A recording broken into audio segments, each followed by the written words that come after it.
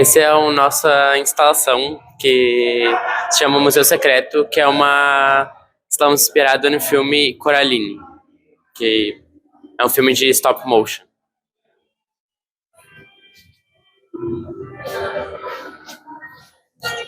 A gente vai começar aqui mostrando a xícara, que faz parte de uma cena de um filme onde umas senhoras elas preveem o futuro da Coraline, que na xícara, na borra da xícara, aparece a mão da outra mãe. E elas falam pra Coraline essa frase aqui, que ela tá correndo um perigo terrível. E ela ignora e mesmo assim passa o perigo terrível. Aqui a gente tem os olhos das crianças do filme, que ela precisa encontrar os olhos das crianças para ajudar elas a se libertarem e para sair daquele mundo. Esse aqui é o amuleto que ela usa para enxergar, ela bota no olho assim e consegue enxergar os olhos das crianças. Isso aqui é a caixa que a outra mãe entrega para Coraline, falando dessa frase aqui, que tem um jeito de você ficar aqui para sempre. Que o princípio é ela costurar os olhos, os botões no lugar dos olhos, e aí ela vai ficar presa naquele mundo para sempre, para a outra mãe conseguir capturar a Coraline. Aqui atrás, a gente tem a máscara do Ibe, que é um personagem secundário do filme, que foi feita totalmente pelo Yuri, sozinho. Aqui a gente tem a mini Coraline, que é uma boneca que a outra mãe fez para espionar a Coraline no mundo real, que ela confecciona essa boneca e bota na casa do vizinho dela, e o vizinho da Coraline entrega para ela a boneca. E por essa boneca ela consegue capturar todas as coisas que ela quer e deseja que aconteçam no mundo real que não existem, para ela colocar no mundo imaginário. Aqui a gente tem um trabalho que é individual da Isabelle e da Sofia, mas ela agrega no espaço aqui na instalação. Aqui a gente tem um buquê que representa o jardim do outro pai, que é no outro mundo, porque a Coraline sempre quis ter um jardim no mundo real dela, e nunca teve. E o pai, nesse outro mundo, tem um jardim imenso, com várias flores, vários insetos pairando para polinizar. Aqui a gente tem o bolo, que a outra mãe entrega para ela quando ela chega no outro mundo. E se tu olhar aqui de pertinho, o O tem 2 voltas, o que significa que ela não tá no mundo real dela. Essa instalação, as cortinas, elas significam... Elas representam um moletom que ela usa, um moletomzinho com estrelas azulzinho. A lua representa a lua do mundo real. E o botão, a lua do outro mundo. O que no filme conta a passagem de tempo para ela sair de lá. Que esse botão, ele vai tapando a lua como se fosse um eclipse. E quando ele tapar totalmente, ela fica presa no mundo para sempre. E aí a segunda mãe consegue para ela. Essa aqui é uma frase que o gato fala para ela no outro mundo. Quando ela tenta fugir, que ela chega num lugar que é tudo branco. O que significa que aquele mundo é finito. Ele não existe. Ele é só uma imaginação da outra mãe que ela construiu para capturar as crianças. E ele fala para ela que aqui não tem nada, é a parte vazia desse mundo. E aqui a gente tem a frase que o gato fala para ela também, que é cuidado com o que deseja. Que isso tudo só aconteceu quando ela desejou que não queria ter os pais que ela queria ter. Ela queria ter outros pais. E aí, isso é o enredo do filme. Tipo, é isso. Cab of Feelings.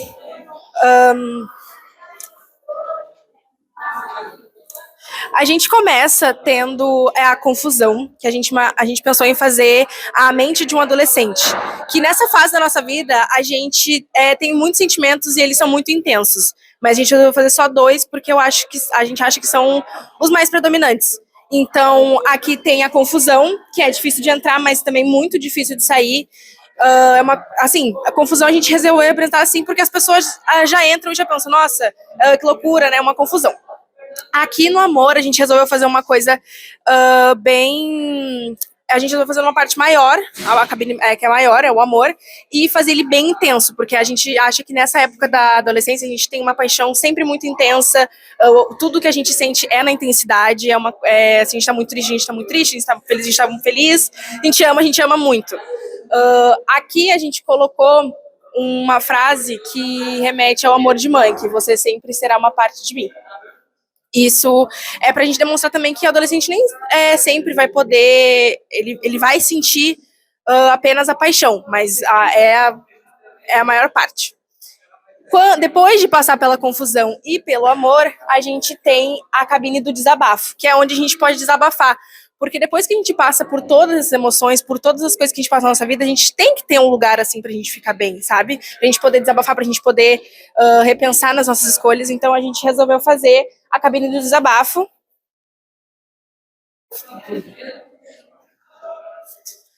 A cabine do desabafo, a gente colocou ela como mais uma coisa também para imaginação, uma coisa mais sonho, para a gente resolver pensar também. Aqui tem a parte das nuvens, que é uma coisa que deixa a sala realmente aconchegante para a gente poder falar o que a gente pensa aqui.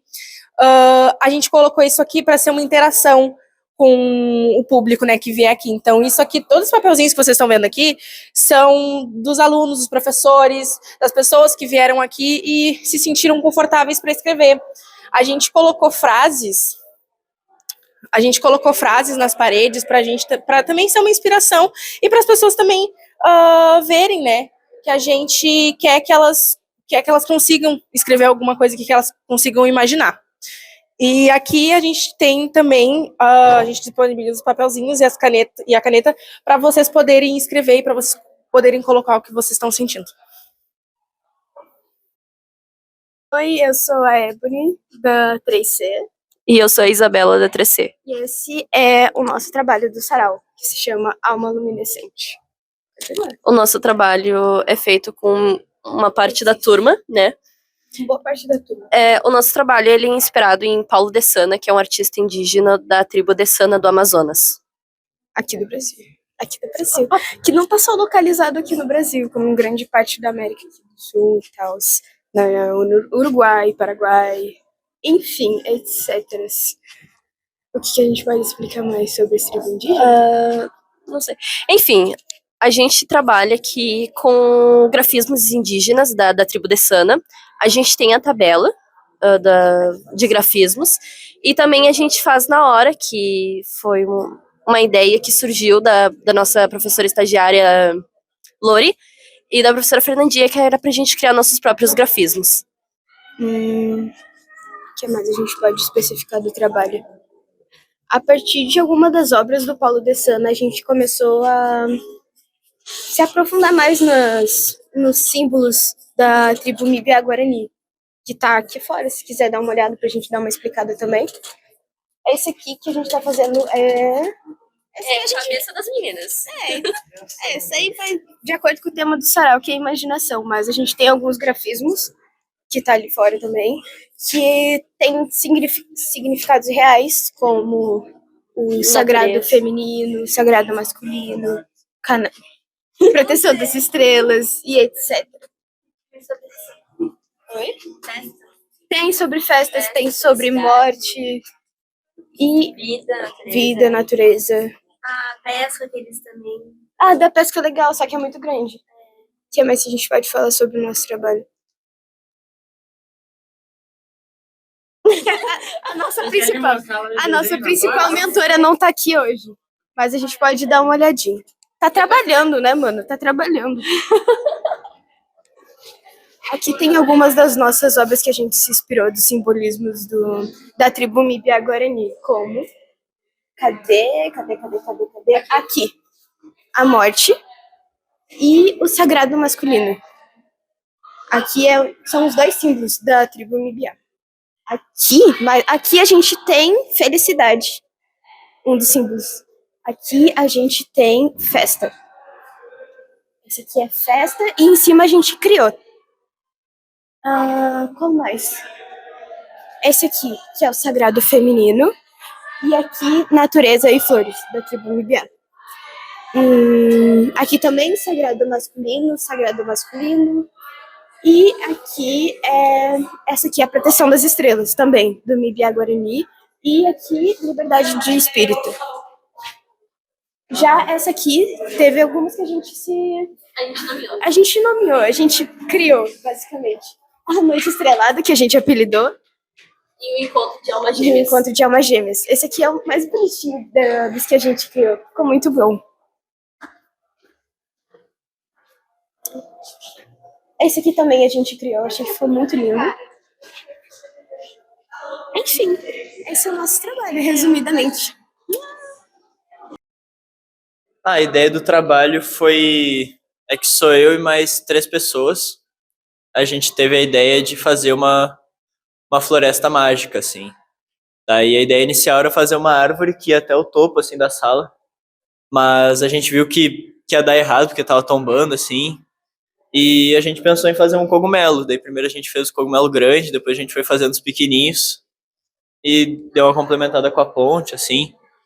Mas a ideia é ser uma floresta mágica, assim, uma coisa mais fantástica mesmo, que nem o sarau.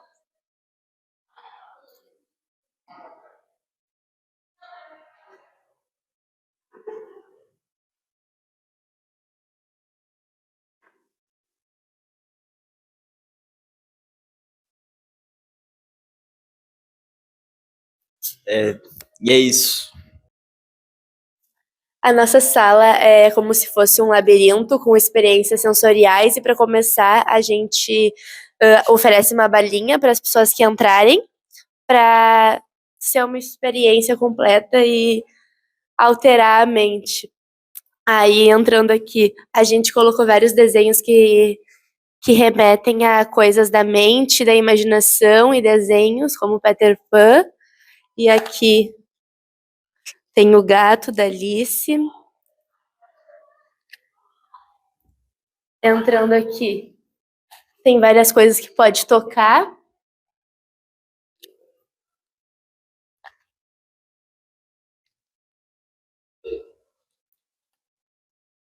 Então, a balinha seria como uma degustação. E aqui a gente tem como outro sensor o toque, né? A gente vem nesse caminho.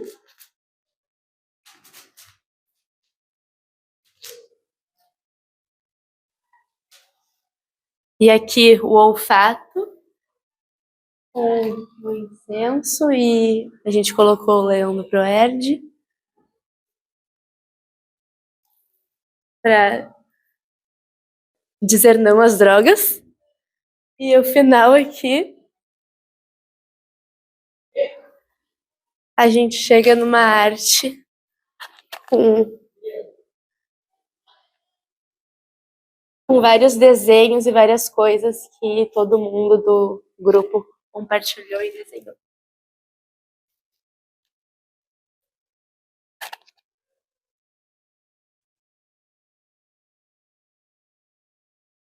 Real que tem aqui no colégio, que tem na secretaria 2 portas. Uma porta que a gente consegue ver de fora e uma que não dá pra ver tão bem, que quando tu entra te leva pra outra sala, pra outra sala e pra outra sala.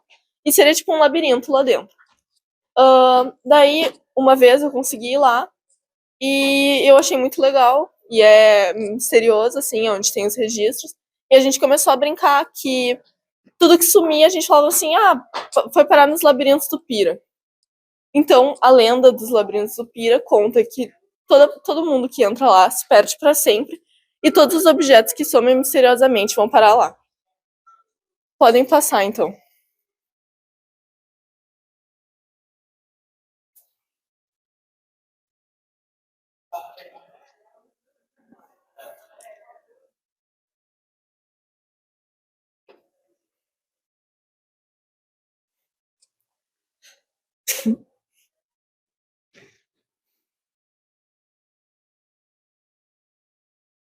A primeira lenda é a lenda do piano mal-assombrado, que a maioria dos professores já conhece, né? Que é o piano que toca sozinho, mesmo estando numa sala trancada, né? Não tinha como ser alguém real tocando lá, mas mesmo assim dá para escutar os barulhos deles, principalmente à noite. Então a origem dessa história é que é meio que passada assim de geração em geração pelos professores, já que em cima do piano tem algumas fotos daquela menina, tem essa foto e essa foto que eu fiz cópia. E essa menina, pela lenda, seria uma estudante do Pira da época que o colégio ainda era particular, era só para moças, e ainda ficava lá na 24. E ela, tipo, tinha todas aquelas aulas tradicionais e tal, de educação doméstica e outras coisas, só que ela não gostava de nada disso. Ela era uma pianista muito talentosa e ela só queria saber das aulas de música onde ela podia tocar o piano. Só que daí ela matava a aula para poder tocar, ela sumia e achavam ela lá na sala. E ela era constantemente punida por causa disso. Mas ela não se abalava e ela passou anos ainda fugindo das aulas para tocar o piano dela.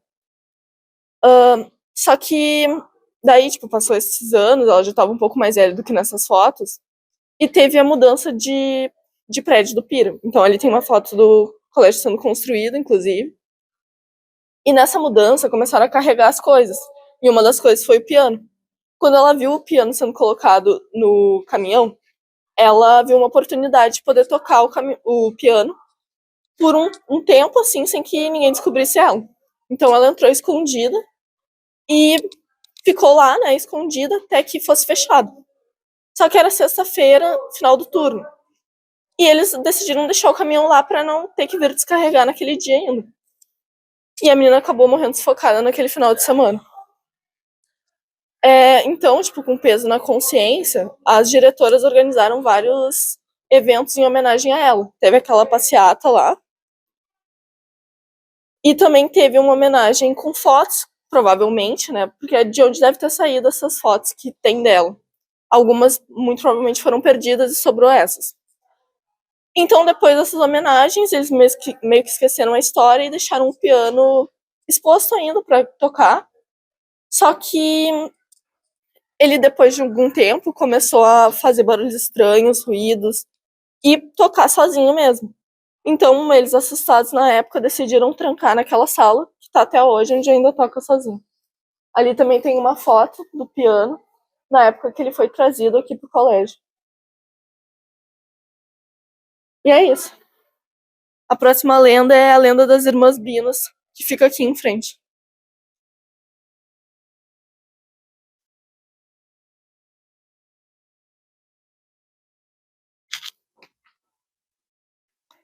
Então, essa lenda é bastante popular e é sobre as fundadoras do colégio, né? Eram as Irmãs Binas que... Ali tem o prédio onde foi o primeiro, né? Onde elas fundaram mesmo.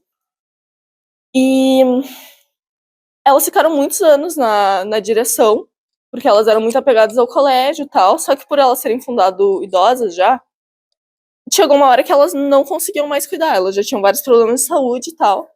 E daí, por causa disso, elas meio que foram aposentadas à força. E daí, como elas não tinham herdeiros, o colégio ficou pro Estado. Só que elas não aceitaram bem que tinham saído, já que elas não queriam, né? Não confiavam em mais ninguém para ficar no lugar delas. E elas, na época mesmo que saíram, falaram para os professores que elas queriam cuidar para sempre do colégio, que elas iam estar lá para tudo que precisassem, mesmo de longe, e várias coisas assim. E depois elas continuaram fazendo várias visitas ao colégio, onde elas sempre falavam esse tipo de coisa, e sempre criticavam a gestão da época. Aqui tem uma foto da última vez que uma Bina veio aqui no colégio, que foi no aniversário de 60 anos, do Pira, e a outra já tinha morrido nessa época. E ela falou várias coisas dessas, criticando a gestão e falando que o colégio só era bom na época dela, que ela queria cuidar para sempre dele, que nas mãos dela ia sempre ser tudo bom. E ela criou um clima, inclusive, lá no dia. Tem professores que lembram que estavam na festa. E naquele mesmo ano ela acabou falecendo. E os professores, por causa dessas coisas que ela falava, criaram esse boato de que elas teriam voltado para assombrar o colégio, mas não de um jeito ruim, mas tipo, assombrar para cuidar, para continuar de olho e tal. E daí tem vários relatos de gente que já viu passos assim em dupla, viu dois vultos juntos, ouviu sussurros também de senhoras, assim, de mulheres. E teve um menino da minha empresa que eu fiz também, que ele viu uma só daí, perto do corredor da sala de artes, lá no fundo. Ele não conhecia quem era na época, mas ele é médium e depois que foi contado pra ele a história, ele viu que era uma delas. E é isso.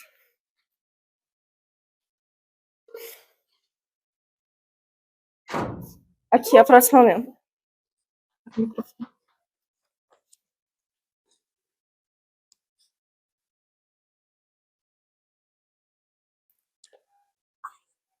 Muitas pessoas acham que a catedral, a capela que a gente tem aqui na nossa escola, ela foi construída quando a escola veio para cá, quando ela ainda era particular e religiosa.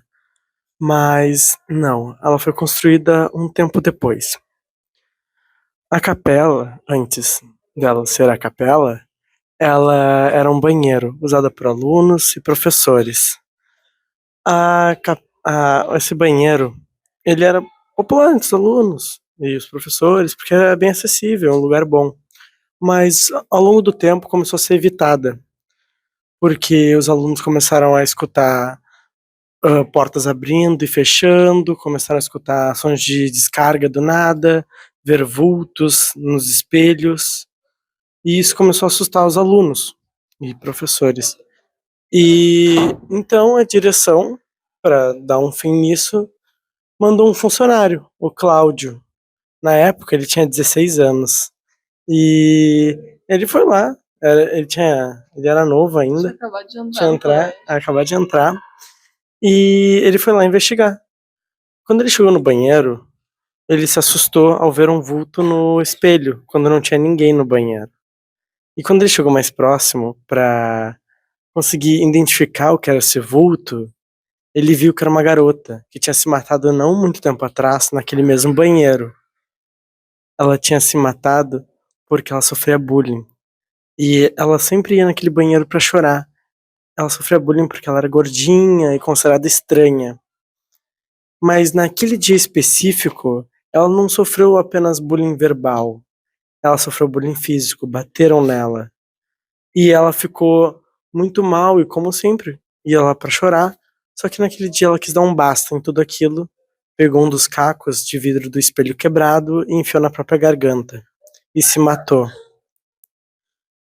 Depois que a diretora escutou a história, ela muito supersticiosa do jeito que ela decidiu construir uma capela no lugar do banheiro para deixar o espírito, libertar o espírito daquele mal.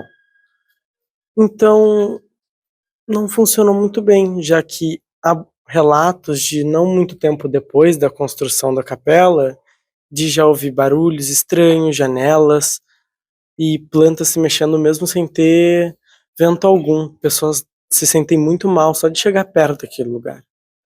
Tem uma energia muito pesada. É. Foi essa lenda. Ali tem fotos da capela conforme os anos. Tem uma do primeiro ano. Aí é atualmente, daí ali é alguns anos atrás, e ali é no primeiro ano que ela foi construída. A gente pode seguir ali pra salinha do lado.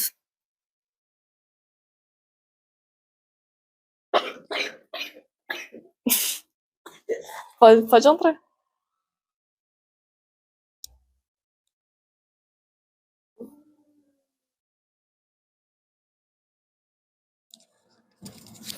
Sejam bem-vindos. Então, aqui na escola já se passou muitos professores. E alguns deles já faleceram. E então, com isso, a Rafa foi atrás de alguns relatos e ela conseguiu vários relatos, porque teve professores que já estudaram aqui de noite, já trabalharam de noite. E então, aqui a gente tem vários relatos, né, como eu falei, e um deles é a professora Adriana. Quando ela saía da sala de artes, ela sempre sentia um arrepio. Ela sempre sente arrepio.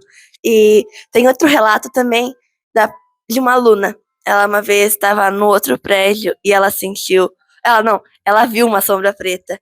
E a professora Neiva também. Ela já viu portas fechando, janelas fechando também. E ela nunca anda sozinha porque ela tem medo de ser observada. E é isso. E aqui tem fotos de alguns professores que já passaram pela escola.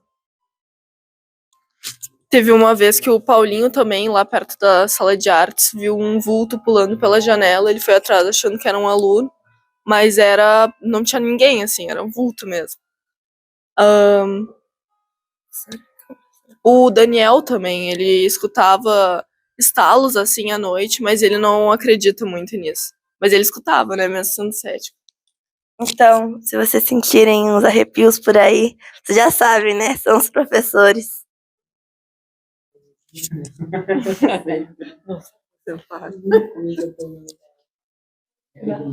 Não me perguntaram. Quer contar? Conta aqui pra gente. É nessa aqui agora, ó.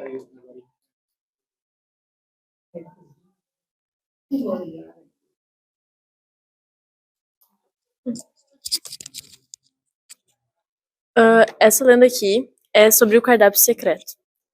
A gente foi perguntar para um ex-aluno para saber mais sobre essa lenda. E ela é de mais ou menos 2018, ali quando começou o ensino integral. Por ser um ensino novo, a escola não estava acostumada, e como sempre a escola não tinha verba, não tinha alimento para todos os alunos. Eles tinham que correr para conseguir, correr para ser os primeiros da fila para conseguir um prato de comida. E ainda assim não era muito cheio. Então sempre faltava comida para os alunos. Isso se tornou normal, os alunos estavam acostumados, e num dia qualquer, do nada, a Paty sai gritando pelos corredores. Não tem fantasma. Não tem fantasma? Tá. Enfim, a Paty sai gritando pelos corredores que tinha muita comida. Tinha um banquete inteiro para todos os alunos comerem. Era isso aqui. Na época o refeitório não era reformado ainda, então era tão grande a mesa que eles tiveram que pôr na sala dos professores ali do lado. E tinha, tipo, vários tipos de carne. Os alunos podiam escolher o que eles queriam comer e beber. Tinha comida, assim, para todo mundo e à vontade. Esse nosso conhecido falou que ele pegou 4 tipos de carne. Diferentes. E os alunos acharam estranho, principalmente porque o cheiro da comida era muito forte. Desde quando eles estavam na sala, já estavam sentindo um cheiro muito forte. E quando eles foram comer, eles relataram que o cheiro era doce e o gosto era amargo. E era uma carne difícil de mastigar e difícil de engolir. Tinha que tomar muita água para descer. Os alunos passaram mal, muitos, vomitaram bastante, mas, por outro lado, os professores e funcionários adoraram a comida. Depois de um tempo, começou a surgir um boato de que os... Era um boato porque um menino tinha sumido na época. Tipo, ele mudou de colégio, só que não conseguiram mais contatar ele. E daí criaram meio que como uma brincadeira, assim, na época, que aquele menino tinha ido ajudar o pessoal do refeitório um dia e ele tinha se acidentado e caído dentro da maior panela fervente. E o Paulinho, que viu tudo, estava do lado, pensou que ia ser um jeito bom de alimentar todos os alunos naquele dia. E isso ficou claro, né, como uma brincadeira, um boato. Mas o estranho foi que depois, nos finais de semana, começaram a ter várias reuniões com o motivo de ser de integração dos professores, com muita comida também, o que era completamente anormal. Aqui tem outra foto de um professor comendo um sanduíche estranho. E claro que dizem que quando a comida tá um pouco estranha é porque ela tá vencida, mas muitos ainda acreditam nesse boato e tem amigos nossos, inclusive, que só trazem comida de casa, não comem comida da escola.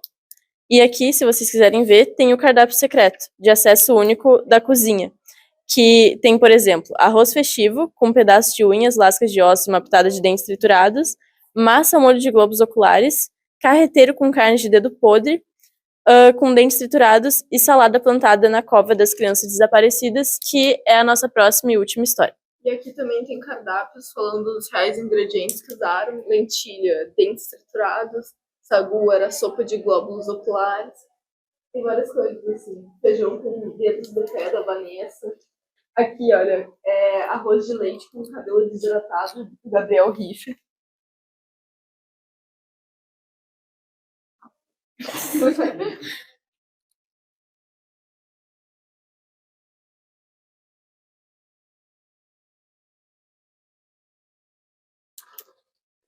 Essa é a lenda de quando ainda existia ensino fundamental no Piratini. Essa foi uma das últimas fotos que tiraram de uma das turmas.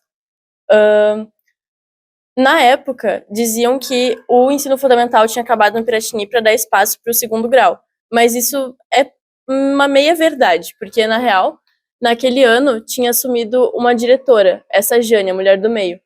E ela era uma mulher muito amargurada, ela não gostava de criança nem de adolescentes. Mas principalmente criança, que ela detestava.